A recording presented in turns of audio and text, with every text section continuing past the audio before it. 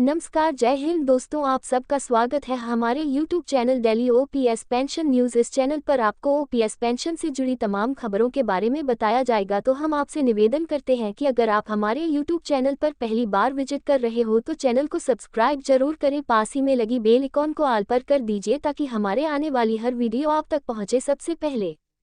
Old pension scheme फिर से गरमाया, पुरानी पेंशन की बहाली का मुद्दा, रेलवे कर्मचारियों ने कर दी भूख हड़ताल।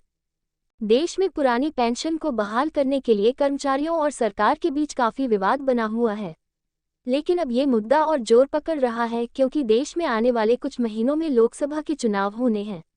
तो इसलिए कर्मचारियों के द्वारा एक बार फिर से सरकार के ऊपर दबाव बनाया जा रहा है। चुनावी साल शुरू होते ही ओल्ड पेंशन स्कीम का मुद्दा फिर जोर पकड़ने लगा है। ओल्ड पेंशन स्कीम बहाली के मुद्दे को लेकर झांसी में भी रेलवे कर्मचारियों समेत कई संगठन हड़ताल पर बैठ गए हैं। संयुक्त राज्य कर्मचारी परिषद के साथ अन्य कई संगठनों ने 4 दिन की हड़ताल की घोषणा की है।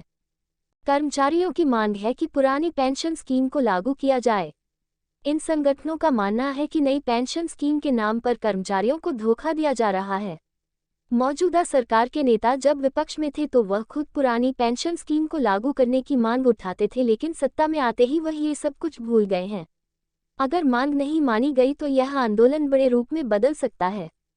हड़ताल पर बैठे एक कर्मचारी ने कहा कि अंग्रेजों के समय में भी कर्मचारियों को पेंशन मिलता था, लेकिन अब उसे बंद कर दिया गया है।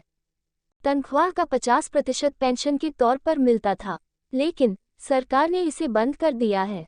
नई पेंशन स्कीम के तहत सरकार शेयर मार्केट में जिन कंपनियों में पैसा लग रही है वह सभी डिफॉल्टर कंपनी है। एक अन्य कर्मचारी ने कहा कि जितना पैसा सरकार शेयर बाजार में लगा रही है, अगर उसका आधा भी कर्मचारियों के खाते में जमा कर दिया जाए तो आखिर में कर्मचारियों को एक सम्मानजनक राशि मिल जाएगी।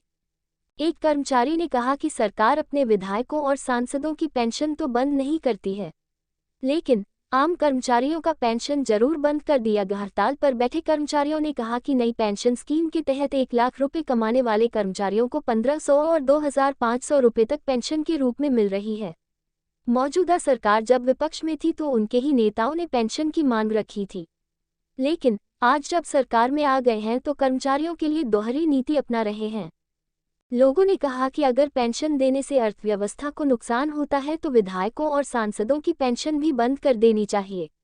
हम किसी पार्टी विशेष से नहीं जुड़े हैं, हमारी सिर्फ एक ही मांग है कि पुरानी पेंशन बहाल की जाए।